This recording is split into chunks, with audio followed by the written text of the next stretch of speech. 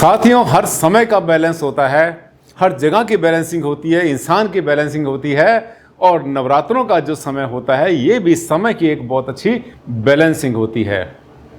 अच्छा समय आता है जब नवरात्रि शुरू होते हैं, श्राद्ध खत्म हो जाते हैं और उस समय पर चहल पहल शुरू होती है। मौसम अच्छा होता है, काम करने की आउटपुट बढ़ जाती है और शरीर में एक स्फूर्ति सी आती है, उमंग तरंग जाग जाती है ह्यूमन बीइंग की। आज का विषय नवरात्रों को लेकर है, क्योंकि नवरात्रों का बहुत ज़्यादा महत्व है वास्तुशास्त्र में। कहाँ कहाँ किस किस जगह कैसे इसका योगदान मिलता है हमें और कैसे प्रयोग करें इस शुभ अवसर को वास्तुशास्त्र में एनकैश करना कहते हैं। इसको एनकैश करो उस समय पर, उस समय को जो कि आपके लिए बहुत ज़्यादा आगे ले जाने वाला है, विकास कराने वाला है, समृद्धि देने वाला है। आइए चर्चा करते हैं इसी विषय पर आज और अभी। नमस्कार साथियों, बहुत बहुत स्वागत, आप सबका हार्दिक अभिनंदन मेरे इस चैनल पर। डॉक्टर भारद्वाज आज आपके लिए लाया है एक ऐसा अनूठा गिफ्ट जिसमें आपको दिल खोलकर बहुत कुछ ऐसा बताएंगे कि आने वाले जो नवरात्र हैं, बहुत जल्दी शुरू होने वाले हैं, उनमें आपने किस तरह से इसको एनकैश करना है, कैसे इसका लाभ उठाना है। और क्योंकि आपके काम रुके हुए थे बहुत दिन से, एक तो चतुर्मास होता है ना, उसके कारण भी बहुत सारे, आपने सुना है कि देव शयन का समय होता है, जबकि भगवान विष्णु शयन के लिए चले जाते हैं। उस समय पर कोई भी शुभ कार्य नहीं किए जाते क्योंकि उनका आह्वान नहीं कर सकते हम लोग। आपने सुना है ना, जब मतलब इनका आह्वान करते हैं विष्णु जी का, तो ओम विष्णु विष्णु आपने सुना होगा बहुत बार। तो जब वो शयन करने चले गए क्षीर सागर में, तो उनका आह्वान नहीं किया जाता, ऐसा हमारी मान्यता है और शास्त्रों में भी है। लेकिन नवरात्रों का जो त्यौहार है, जो समय है, नवरात्रों का जो 9 दिन का पीरियड होता है, ये अपने आप में अनूठा होता है। इसमें क्या क्या कर सकते हैं, आज का टॉपिक, इसमें कर सकते हैं भूमि पूजन, शिलान्यास, गृह प्रवेश, ये सब कर सकते हैं। समय कब है ये? 15 अक्टूबर 2023 से शुरू होगा और 24 अक्टूबर 2023 तक चलेगा। 9 दिन का गोल्डन पीरियड। आइए देखते हैं कैसे यूज़ करेंगे इसको। एक तो सबसे पहली बात आपको बताना चाहेंगे कि क्योंकि 4 मास जो थे, जो चतुर्मास थे, देव शयन एकादशी से शुरू होता है और देव उठावनी तक ये समय चलता है 4 महीने का, तो हमारे बहुत सारे शुभ कार्य उस समय पर नहीं हो पाते। और अक्टूबर का महीना आपको पता है, कोई भी स्पष्ट मुहूर्त अक्टूबर के महीने में नहीं है। यूँ तो इससे पहले और उसके बाद बहुत सारे मुहूर्त मिलते चले गए। कुछ स्पेशल मुहूर्त होते हैं, कुछ योग होते हैं बहुत सारे, जिसमें के मुहूर्त निकल आते हैं। लेकिन अक्टूबर का महीना बिल्कुल ऐसा महीना था जिसमें कि कोई भी स्पष्ट मुहूर्त नहीं था। लेकिन इसी में लॉटरी खुल जाती है हमारी। लॉटरी कैसे खुलती है? नवरात्र आ जाते हैं। अगर आप भी कोई शुभ काम करने वाले थे और आप वेट कर रहे थे कि अच्छा समय आए, अच्छा मुहूर्त मिले, तो नवरात्र आपके लिए एक बहुत बड़ा वरदान बनने वाले हैं। क्योंकि चतुर्मास में कोई अति स्पष्ट मुहूर्त नहीं था, इसलिए कोई शुभ कार्य नहीं हुए। अब नवंबर में जो क्या होगा, नवरात्रों जो है ये हमारे बहुत अच्छे रहेंगे। नवंबर 2023 में तो लाइन लगी पड़ी है। नवंबर में बहुत मुहूर्त हैं, जैसे 3 तारीख को, 4 को, 10 को, 18 को, ऐसी लाइन लगी पड़ी है, बहुत मुहूर्त हैं। उससे पहले आपको ये एक गोल्डन चांस मिल रहा है नवरात्रियों के रूप में। इसमें क्या करना है, ध्यान करना, अपने घट स्थापन करते हैं, कलश स्थापना करते हैं। कलश की स्थापना जो आप करेंगे अपने पूजा स्थान में भी कर सकते हैं, उसके साथ भी कर सकते हैं। घट की स्थापना यानी कलश की स्थापना अपने पूजा स्थान के उत्तर पूर्व में या उत्तर दिशा में करनी होगी। और इसके साथ साथ जो ज्योत होगी वो दाईं तरफ यानी दक्षिण की तरफ जो है रहेगी। अब कैसे रहेगी ये भी आपको बताने वाला हूँ बहुत जल्दी। अखंड ज्योति जो है पूर्व ईशान में रहेगी, यानी ईशान कोण जो बन जाएगा। मान लें मेरा फेस अभी पूर्व दिशा में है, ईशान कोण मेरे कोने में पड़ता है, तो लेफ्ट साइड में बाईं तरफ जो है, जो मैं सामने देख रहा हूँ, मेरे बाईं तरफ जल का पात्र वहाँ पे रखा है, कलश रखा हमने, वहाँ पे घट स्थापन किया और दाईं तरफ जो है हमारी ज्योत रखी जाएगी, जलाई जाएगी। ये 9 दिन के लिए अगर आप अखंड ज्योत जलाते हैं तो वास्तु में कोई विचार नहीं होता। इसमें पॉजिटिविटी ज़्यादा होती है। अग्नि उतना वो नहीं करती, नेगेटिविटी क्रिएट नहीं करती, क्योंकि इस समय पर देवी माँ का एक बहुत ही ज़्यादा अच्छा भंडार जिसको बोलना चाहिए, पॉजिटिविटी का बरसता है, कृपा बरसती है, वर्षा होती है पॉजिटिविटी की। इसके बाद आगे चलते हैं हम।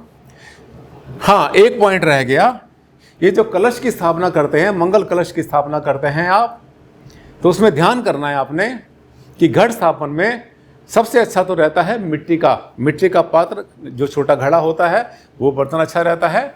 आप तांबे का भी यूज़ कर सकते हैं, धातु का इस्तेमाल कर सकते हैं, कोई समस्या नहीं है। प्लास्टिक से बचना चाहिए, फाइबर से बचना चाहिए। वैसे भी प्लास्टिक का लोटा इसमें कोई इस्तेमाल नहीं करता, लेकिन बहुत ज़्यादा पुराना ना हो, चटका हुआ ना हो, टूटा हुआ ना हो, दबा हुआ ना हो।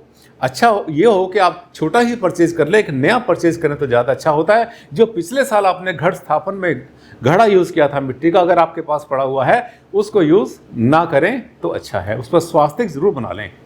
मैंने स्वास्तिक बनाने का तरीका आपको बताया था। इसके बाद आगे चलेंगे। अब से 16 नवंबर तक आग्नेय कोण। आप पूछेंगे सर हमें जो है भूमि पूजन करना है, शिलान्यास करना है, आप तो वास्तु की बात करते हैं भारद्वाज जी। हाँ, आप मुझसे उम्मीद भी करते हैं कि मैं आपको एक बहुत कुछ सटीक बातें बताऊंगा एक ही वीडियो में, दिल भर के। तो आपने क्या करना है, अभी जो है देखो, एक चीज़ होती है जिसे हम वास्तु में कहते हैं राहु मुख दिशा, जिसे कहते हैं एक नाग का जो मुख है वो किस तरह से, उसकी पूंछ कहाँ पर है, उसका फन कहाँ पर है, ये इसका विचार किया जाता है। उसी को राहु मुख कहते हैं। और वो अपने जो है एक्सिस के ऊपर घूमता रहता है, दिशा उसकी बदलती रहती है, अपनी जगह बदलती है। तो उसके अनुसार, उस विचार के अनुसार उसका जो भूमि पूजन होगा या शिलान्यास होगा। भूमि पूजन में नारियल तोड़ते हैं, शुरू करते हैं। शिलान्यास में हम जो है वहाँ पर ईंटें लगाते हैं, 5, 7, 11, 9 जैसे आपका विधान है वैसे कर सकते हैं। तो उसका जो सबसे अच्छी दिशा रहेगी वो आग्नेय कोण रहेगी। कब तक ये रहेगी? 16 नवंबर तक। 16 नवंबर के बाद दिशा बदलने वाली है, जगह बदल जाएगी। तो आपने क्या करना है कि दक्षिण पूर्व में, साउथ ईस्ट में आपने ये भूमि पूजन शिलान्यास करना है। अगर सीधा प्लॉट है आपके पास तो ये सैंपल बनेगा। अगर आपका भूखंड घूमा हुआ है, दिशाएं आपकी कोने में गई हुई हैं, तो आपका जो है ये साउथ ईस्ट इतनी जगह पर बनेगा। साउथ से लेकर, दक्षिण से लेकर के पूर्व के बीच में पूरा का पूरा साउथ ईस्ट होता है। ध्यान करना, जहाँ पर आप भूमि पूजन करते हैं, शिलान्यास करते हैं, वहाँ पर शौचालय नहीं बनना चाहिए। थोड़ा सा हटा लेना। ये मत सोचना कि हमें अग्निकोण बिल्कुल कोने में ही घुस के करना है। बहुत बड़ी जगह मिलती है आपको। एक बार जहाँ पे आप शिलान्यास करते हैं उसको फिर खंडित नहीं करते। भूमि पूजन जहाँ किया वो तो हो ही जाता है। जैसे भूमि पूजन में तो शुरू करते हैं, नारियल तोड़ते हैं, माला चढ़ाई, आपने धूप बत्ती करी, उसके बाद में आपका शुरू हो जाता है, वहाँ पे खुदाई शुरू आती है। लेकिन जहाँ पर आप शिलान्यास करते हैं उसके बाद उसको छेड़ना नहीं चाहिए। अगर खंडित हो जाता फिर दोबारा से करना पड़ता है, उसका विधान है। आगे चलेंगे हम। इसके बाद में ये जो भूमि पूजन शिलान्यास है, जितने भी काम करने हैं आपने इन नवरात्रों में 9 दिन के लिए, इसमें आपने राहु काल को इग्नोर नहीं करना। ऐसा मुझे किसी ने कहा कि सर इसमें तो राहु काल का भी कोई विचार नहीं होता। ऐसा नहीं है। राहु काल जो है प्रतिदिन होता है, आपको पता है 1.5 घंटे का समय होता है, तो उसको आपने जो है ध्यान में करना है। राहु काल के बारे में मेरी बहुत सारी वीडियो पहले भी हैं। अगर आप सर्च करेंगे आनंद भारद्वाज राहु काल, अगर आप टाइप करते हैं तो आपको मेरी वीडियो मिल जाएगी। हर दिन का समय क्या क्या होता है ये मैंने बताया हुआ है। आगे चलेंगे। राहु काल के बाद पूर्व दिशा में अपना मुख करें। जो पूजा करेंगे आप नवरात्रों में 9 दिन, वैसे तो हर समय ही करना चाहिए हमें, लेकिन आपने पूर्व दिशा में ईस्ट में फेस करके, जैसे मैं अभी खड़ा हूं तो मेरा फेस ईस्ट में है, तो ये सबसे अच्छी पोजीशन बनती है। अब आता है सवाल कि देवताओं का मुंह या देवी का मुंह या भगवती का मुंह कहाँ पर करना चाहिए, लक्ष्मी का मुंह। उनका फेस तो ऑटोमेटिकली पश्चिम में होगा और हमारा फेस जो है ईस्ट में रहेगा, पूर्व दिशा में रहेगा। ये ध्यान कर लेना, दिशा का ध्यान ज़्यादा जरूरी है। इसके बाद में देखिए, छोटा सा मैंने एक सैंपल दिखाया आपको। अगर सामने गॉड की यहाँ पर जय देवी माता की या गॉड की यहाँ पे तस्वीर या मूर्ति है, तो जो जल का पात्र है जिसको हमने बोला कलश, वो आपका रहेगा इस तरफ। अब इधर फेस अगर मैं करता हूँ तो इधर कलश इधर रहेगा और जो हमारा दीपक है वो रहेगा राइट साइड में। फिर से बता रहा हूँ मैं आपको कि अगर मान लिया मेरा फेस पूर्व दिशा में है तो जल का जो पात्र है वो उल्टी तरफ है, लेफ्ट साइड में है पूजा के। और जो वहाँ पर जो अग्नि है, ये जो हमारा दीपक है या जो हमारा जो वहाँ पर हमने दीपक जलाया हुआ, जो भी वहाँ पर हमने जो है जो जलाई हुई है वो राइट साइड में रहेगी। यानी वो जो है मैक्रो टू माइक्रो, मैंने आपसे कहा था वास्तु चलता है, तो पूजा स्थान का भी मैक्रो टू माइक्रो ऐसे ही चलेगा। मुझे लग रहा है सब कुछ आपको क्लियर हो रहा है ना? क्यों साथियों? क्लियर कर रहा हूँ मैं, एक एक बात, कोई बात नहीं छोड़ूंगा, कोई पॉइंट नहीं छोड़ूंगा। और हाँ, आपको अच्छा लग रहा है मेरा चैनल, और अगर पहली बार आए थे ना चैनल पर तो अभी सब्सक्राइब कर लेना, कहीं भूल मत जाना। अभी वीडियो चल रहा है, आपको और भी ज्ञान की बातें देने वाला हूँ। इसके बाद आगे चलेंगे हम। अब कौन कौन सी बातें हैं, एक नट शेल में कहते हैं, संक्षिप्त में बताइए भारद्वाज जी। इसमें आप सब कुछ कर सकते हैं, जितने भी शुभ कार्य आपके रुके हुए हैं वो सब कर सकते हैं। जिसमें कि आपने ज़मीन खरीदनी है, दुकान खरीदनी है, फैक्ट्री खरीदनी है, मकान खरीदना है, कुछ भी आपने परचेज करना है, वस्त्र भी परचेज कर सकते हैं इसमें, आप सोना चांदी भी परचेज कर सकते हैं इसमें, हर चीज़ परचेज कर सकते हैं इसमें। खरीदने में यहाँ पर कोई रुकावट नहीं और बहुत अच्छा माना जाता है। किसी प्रॉपर्टी का आपने बयाना देना है वो भी दे सकते हैं आराम से। रजिस्ट्री करवानी है, रजिस्ट्री रुकी पड़ी थी 4 महीने से इसके चक्कर में, क्योंकि चतुर्मास चल रहा था, तो रजिस्ट्री भी कर सकते हैं आप अपने घर की, प्लॉट की, मकान की, दुकान की, जो भी आपने परचेज़ किया हुआ है। और करवा भी सकते हैं, क्योंकि जब हम परचेज़ करते हैं करवाते भी, अगर हमने सेल किया तो वो भी करवाते हैं। करवाने में भी कोई अशुभ नहीं होता, शुभ होता है। भूमि पूजन, शिलान्यास कर सकते हैं, गृह प्रवेश कर सकते हैं आप। गृह प्रवेश का मतलब होता है घर में आपने नए घर में प्रवेश करना। चौखट चढ़ा सकते हैं मुख्य द्वार की जो बनाते हैं। इसके अलावा किराए का घर आपने लिया है तो उसमें ही प्रवेश कर सकते हैं। बहुत अच्छा टाइम है, वंडरफुल टाइम, मजा आएगा, ऑस्पिशियस रहे। और भगवान को हम ये मानते हैं, साक्षी मानते हैं इसमें कि सबका कल्याण करे। अगर आप किराए के मकान में जा रहे हैं, मैं कामना करता हूँ अगले साल आप अपने मकान में एंटर करें। ये मेरी दिल से आपके लिए ब्लेसिंग्स हैं, आशीर्वाद है।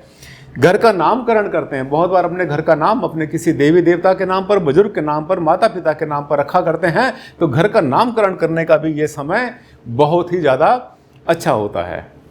9 के 9 दिन जो होते हैं नवरात्रों के, सभी शुभ होते हैं, सभी पवित्र होते हैं। उनमें जब चाहें आप ये सब कुछ कर सकते हैं। मुझे लगता है छोटे से वीडियो में मैंने आपको सब कुछ बता दिया नवरात्रों के बारे में, क्योंकि इस पर मेरे पास सवाल बहुत सारे आए। इससे पहले मुझे लगा कि मैं आपको सब कुछ क्लियर कर दूं। समय आपके पास है, तैयारी शुरू कर दें, और क्या क्या करना है आपने विधि विधान से करें तो ज़्यादा अच्छी बात है, अच्छा रहता है। किसी द्विज को, किसी ब्राह्मण को, जो पंडित जी आपके आते हैं पूजा करने के लिए, उनको भी आप जो है उनकी सेवाएं ले सकते हैं। साथियों, ऐसे होते हैं मेरे वीडियो ज़बरदस्त, और आपको पता है कि मैं सब कुछ वो बताता हूँ जो आप जानना चाहते हैं और दिल से बताता हूँ। साथियों, इसी तरह से अगला वीडियो फिर आपके सामने आएगा बहुत जल्दी, एक नया टॉपिक लेकर आऊँगा। तब तक के लिए दें आप मुझे विदा। नमस्कार, धन्यवाद, thank you and take care.